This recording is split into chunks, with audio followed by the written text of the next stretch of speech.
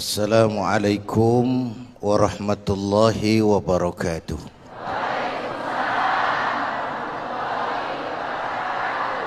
Bapak, Ibu dan segenap pemirsa TV One yang saya cintai. Muharram ini salah satu dari 4 bulan yang istimewa. Kenapa? Banyak peristiwa besar yang terjadi di bulan Muharram. Hampir semua nabi dan rasul berkaitan dengan Muharram ini. Hampir semua nabi dan rasul. Kita akan kutip beberapa saja dalam konteks kekinian. Nabi Musa, kisah Muharramnya ini. Lahir dalam kondisi yang sulit karena Fir'aun mimpi akan lahir seorang anak dari keturunan Bani Israel yang akan menghancurkan kerajaannya.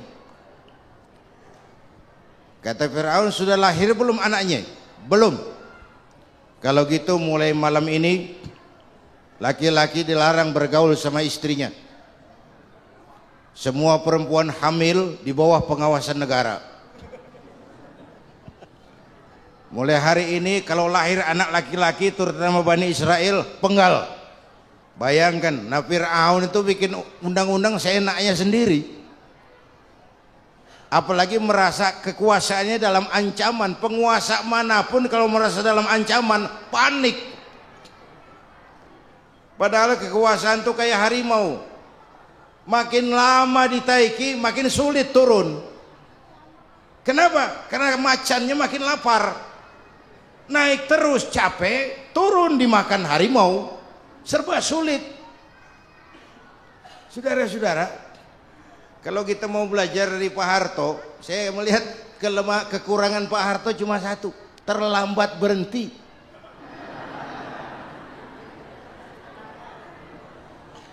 Terlambat berhenti.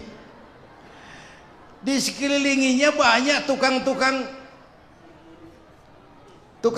jilat, tukang-tukang semir. Pak, kalau tidak ada bapak kami bagaimana, Pak?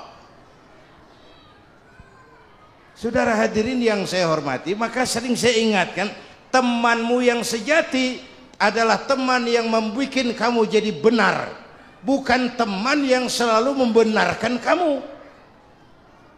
Berapa banyak pejabat-pejabat hancur karena selalu dibenarkan oleh lingkungannya. Bapak benar, Pak. Bapak bijaksana, Pak. Itu tepat, Pak. Benar. Buang angin pun kata kelilingnya, oh Bapak sehat. Temanmu yang sejati, teman yang bikin kamu jadi benar, bukan teman yang selalu membenarkan kamu. Bapak Ibu hadirin yang saya hormati, tapi kehendak Allah terjadi. Lahirlah Musa. Bayinya dihanyutkan di sungai Nil. Bayi sudah menderita, dihanyutkan di sungai Nil. Dan akhirnya besar di lingkungan istana Fir'aun. Diriwayat oleh Ratu Aisyah, perempuan Fir'aun. Setelah mulai berjuang, terjadilah itu. Musa dan pengikutnya dikejar oleh Fir'aun. Sampai di tepi laut, Allah wahyukan Musa, lempar tongkatmu ke laut. Dalam kondisi darurat, mukjizat jalan. Kondisi darurat. Kalau tidak, mukjizat itu maunya Allah, bukan maunya Nabi. Nabi nggak kuasa. Allah yang mau. Tapi hidup Nabi bukan mukjizat, manusiawi. Tidak mentang-mentang ada mukjizat tongkat, tiap sulit main tongkat. Nggak usah berjuang kalau begitu. Itu darurat menyelamatkan umat. Tongkat dilempar ke laut, laut terbelah. Musa lewat, Fir'aun mengejar. Musa sampai di ujung sana, Fir'aun masih di sama tengah perjalanan. Laut nutup kembali. Laut menutup kembali, Fir'aun tenggelam. Cengap-cengap di lautan. Begitu nafas sampai di tenggorokan, Fir'aun sambil cengap-cengap itu, amantu bi Rabbi Musa wa Harun. Duh, kalau begini mah saya juga percaya sama Tuhannya Musa. Malaikat maut jengkel, goblok loh. terlambat sekarang, tenggelamin terus, modar. Musa selamat, Fir'aun mati, jenazahnya, jasadnya terdampar di pinggir laut. Beberapa waktu kemudian ditemukan orang, dimumi, dibalsem, diawetkan. Itu sesuai janji Quran, wa kadzalika nunajjika bibadanika litakuna liman khalfaka ayah. Kami selamatkan badan kamu agar jadi pelajaran bagi orang-orang sesudah kamu nanti. Janji Quran tepat. Janji itu 14 abad yang lalu. Jasad Fir'aun ditemukan, dimumi, diawetkan, dibalsem di bawah nama Farao Ramses II. Sekarang tersimpan di Museum Negara di Mesir. Kapan-kapan nanti ibu main ke Mesir, mampir. Naik ojek paling berapa itu? Selamatnya Musa di kejaran Fir'aun di ujung sana itu terjadi pada hari ke-10 bulan Muharram. Makanya kalau kita ikut puasa di bulan Muharram bukan mengikuti syariatnya Nasrani, salah. Karena Nabi mengajarkan, itu sumbernya. Bukan ikutan sama ibadahnya Israel. Tapi memang agama ini kan merupakan mata rantai. Datang Rasul baru melengkapi Rasul sebelumnya, datang Rasul baru melengkapi Rasul sebelumnya. Mata rantai yang berkaitan. Setelah Muhammad selesai, selesailah misi Nabi dan Rasul. Tidak ada Nabi lagi sesudah Nabi Muhammad. Itu harga mati, titik. Gak ada kompromi. Siapapun sekarang ini nggak datang ngaku jadi Nabi, wajib tidak percaya. Wajib tidak percaya. Banyak mungkin insya Allah pejabat kita yang punya harga diri. Walaupun ada juga pejabat kita yang muka tembok, kulit badak, kuping kebo. Biasanya kalau kereta api tabrakan di negara-negara maju, Menteri Perhubungannya mundur. Di kita petugas palang pintu dipecat. Jauh sekali Menteri sama petugas palang pintu.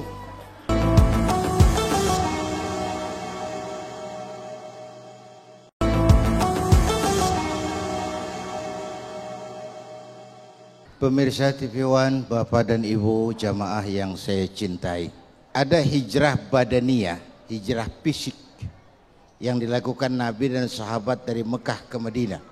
Itu hijrah badaniyah. Ada hijrah qalbiyah, hijrah hati, dan ini yang kita perlukan sekarang. Karena refleksinya akan membias kepada alur kehidupan. Kalau hati kita mau berhijrah, fisik akan ngikuti. Hijrah dari tempat, dari malas ibadah menjadi rajin ibadah. Hijrah dari maksiat kepada yang ma'ruf, dari berpecah belah menjadi bersatu. Hijrah seperti itu yang sangat kita perlukan. Apalagi masyarakat ini paternalistik. Kita harus hijrah mental sekarang ini. Maka yang disampaikan tadi benar. Seorang ketua MK siap mengundurkan diri kalau terbukti anak buahnya terlibat suap. Itu walaupun siap, tapi sudah angin segar buat rakyat. Bahwa masih ada banyak insya Allah pejabat kita yang punya harga diri. Walaupun ada juga pejabat kita yang muka tembok, kulit badak, kuping kebo. Muka tembok, kulit badak, kuping kebo. Biasanya kalau kereta api tabrakan di negara-negara maju, Menteri Perhubungannya mundur. Di kita petugas palang pintu dipecat. Jauh sekali Menteri sama petugas palang pintu. Yang benar-benar diadili yang krocok-krocok, kopral-kopral itu. Padahal hadisnya jelas, ar-rashi wal murtashi finnar. Yang nyuap dan yang nerima suap dua-duanya neraka. Kasus potret belakangan ini, yang nerima suap yang diuber, yang nyuap aman, yang nyuap aman, yang korupsi pajak dikecil-kecilin, yang ngemplang pajak aman. Padahal ngemplang pajaknya triliunan. Padahal dia sudah dikasih fasilitas oleh negara mengelola sumber daya alam negara yang artinya milik rakyat. Dia harus bayar pajak, uang pajaknya dikumpulkan bagi sebesar-besar kemakmuran rakyat. Itu tindakan merugikan rakyat. Karena itu betul, saya setuju, hijrah qalbi yang perlu kita lakukan sekarang. Hijrah hati. Kita ini bangsa Indonesia, seperti timnas. Timnas sekarang anak-anak muda sudah berani pakai baju PSSI. Iya. Kenapa? Menang. Coba kalau kalah terus, nanti menang. Tapi bangsa Indonesia itu memang seperti timnas, namanya kesebelasan. 11 orang. Walaupun ada pemain bintang, ya ada presiden, gubernur, menteri, itu bintang-bintang. Tapi bintang baru ada artinya kalau dibantu 10 pemain yang lain.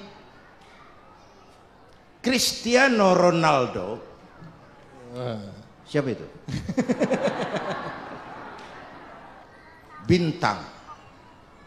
Lionel Messi, siapa lagi itu? Ronaldo baru bintang, Messi baru bintang kalau ada 10 pemain yang lain. Bagaimanapun hebatnya Cristiano Ronaldo, kalau sendirian lawan satu kesebelasan babak belur. Itulah kita, bangsa Indonesia, kita satu kesebelasan. Harus saling memperkuat. Ada bangsa kita ini yang jadi jaksa, ada yang jadi hakim, ada yang jadi polisi. Itu posisi penyerang tengah, kiri luar, kanan dalam, back, striker, kiper, posisi. Tapi sadar kita satu kesebelasan, Bung. Jangan bikin gol ke gawang sendiri. Kalau punya bola bagus, operan dong sama temannya. Yang bisa menciptakan gol, operan. Ada yang jadi pengusaha besar, bagus boleh. Punya untung besar, operan. Kasih masjid, kasih pesantren, operan. Ini kesebelasan kita kalau punya bola pelitnya setengah mati, Pak. Nggak mau ngoper. Bawa sendiri, mending bikin gol. Enggak. Kita ini satu kesebelasan.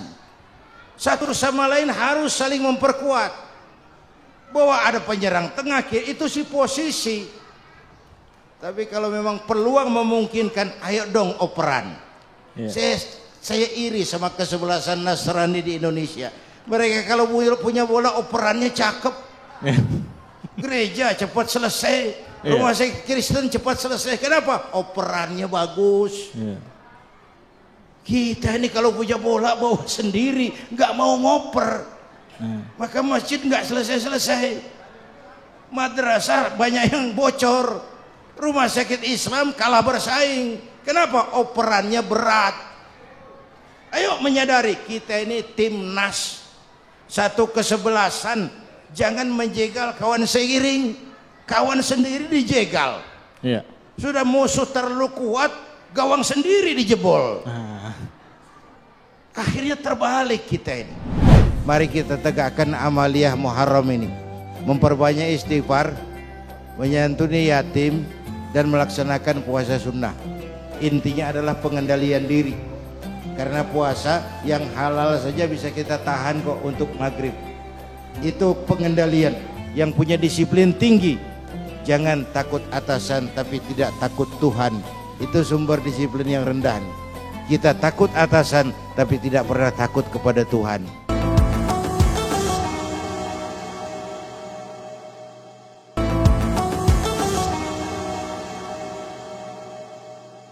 Pemirsa TV One, Bapak dan Ibu jamaah yang saya cintai. Ujian terberat telah diberikan Allah kepada para anbiya. Kemudian para aulia, kemudian para ulama. Summal amsal fal amsal, ke bawah dan ke bawah, diuji setiap orang menurut kekuatannya berpegang kepada agama. Para pendiri Indonesia merumuskan dalam pembukaan Undang-Undang Dasar bahwa kemerdekaan harus jadi jembatan emas yang mengantarkan rakyat Indonesia menuju gerbang kesejahteraan. Siapa yang mesti mengantarkan rakyat Indonesia ke gerbang kesejahteraan? Rakyat memilih wakilnya. Ini tugas saya percayakan, kamu mengantarkan saya ke gerbang kesejahteraan. Kan gitu. Kita pilihlah DPR, DPRD, DPD. Kita pilih presiden, kita pilih gubernur, kita pilih bupati, presiden memilih menteri. Rakyat memberikan haknya. Tugas wakil rakyat, tugas pejabat publik, tugas para pemimpin mengantarkan rakyat ke gerbang kesejahteraan. Sekarang logika, kalau ada yang nganter, ada yang diantar, itu yang nyampe, yang diantar dulu apa yang nganter? Yang diantar mestinya sampai lebih dulu. Kenapa? Dia diantar. Ayah nama yang nganter sampai lebih dulu, yang diantar belum, yang nganter sudah pada sampai. Wakil-wakil rakyat kita di DPR pakaiannya bagus-bagus, mobilnya mewah-mewah, warteg dipajekin.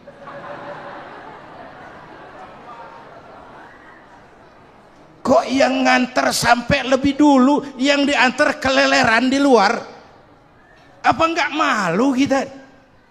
Tugas saya nganter kamu, kok saya sampai lebih dulu? Saya sejahtera lebih dulu, saya makmur lebih dulu, padahal tugas saya mengantarkan kalian rakyat Indonesia menuju gerbang kesejahteraan. Nganter. Include dalam itu masalah yatim. Islam mengajarkan ana wa kafilul yatim kahataini yaumal qiyamah, dan aku dengan orang yang mau menanggung beban anak yatim seperti dua jari ini di akhirat. Menanggung beban, kafil, membayar beasiswanya, membelikan pakaiannya, menopang kebutuhan hidupnya. Itu ajaran Islam. Yatim piatu disantuni, diusap kepalanya dengan penuh rasa sayang, bawa berkah. Seperti saya ini, saya yatim piatu. Emak nggak ada, bapak nggak ada. Siapa yang mengusap kepala saya boleh ntar. Kita tempeleng dulu sekali. Tapi ini sebenarnya ajaran tentang kepedulian, kerelaan berbagi. Bu, kamu kaya jangan kaya sendiri. Berbagi, ada empati, ada rasa kepedulian kepada yatim.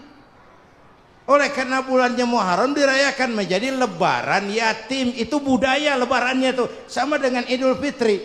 Yang agama Idul Fitri, lebarannya budaya. Pemirsa TV One, Bapak Ibu yang saya hormati, penutupnya adalah pertama, ayo kita benahi isi warung. Jangan terjebak kepada merek. Walaupun merek kita pasang bagus-bagus, kalau isi warung masih berantakan, orang nggak mau belanja di tempat kita. Tapi biar nggak pakai merek, kalau dagangan kita bagus, insya Allah orang belanja. Yang kedua, kita semua adalah satu kesebelasan besar, kesebelasan Republik Indonesia, kesebelasan umat Islam Indonesia. Kerjasama yang baik, saling operan untuk pembenahan umat, untuk perbaikan umat di masa yang akan datang. Yang ketiga, mari kita tegakkan amaliyah Muharram ini, memperbanyak istighfar, menyantuni yatim, dan melaksanakan puasa sunnah. Banyak istighfar dalam konteks sekarang ini, mohon pertolongan Allah, karena Quran berjanji, wa ma kana Allahu mu'adzibahum wa hum yastaghfirun. Allah tidak akan turunkan bencana sepanjang di tengah mereka masih banyak yang istighfar. Dalam konteks ini, istighfar dalam arti bukan hanya sekedar ucapan astagfirullah, tapi kembali kepada jalan yang dikehendaki Allah. Yang kedua, melaksanakan puasa sunnah, intinya adalah pengendalian diri. Karena puasa yang halal saja bisa kita tahan kok untuk maghrib. Itu pengendalian, yang punya disiplin tinggi. Jangan takut atasan tapi tidak takut Tuhan. Itu sumber disiplin yang rendah. Kita takut atasan tapi tidak pernah takut kepada Tuhan. Kemudian yatim piatu artinya simbol dari kepedulian, punya empati. Nilai seseorang bukan pada apa yang telah berhasil dia kumpulkan, tapi lebih pada apa yang telah dia lakukan. Banyak sekali yang dikumpulkan, tapi tidak ada yang dilakukan buat masyarakat luas. Nothing, belum ada nilainya orang seperti itu. Mudah-mudahan tahun baru Hijriah ini bisa kita manfaatkan menjadi yang lebih baik daripada tahun yang sebelumnya. Sama-sama kita istighfar sih. Astaghfirullah Rabbal baraya, astaghfirullah minal khataya, astaghfirullah Rabbal baraya, astaghfirullah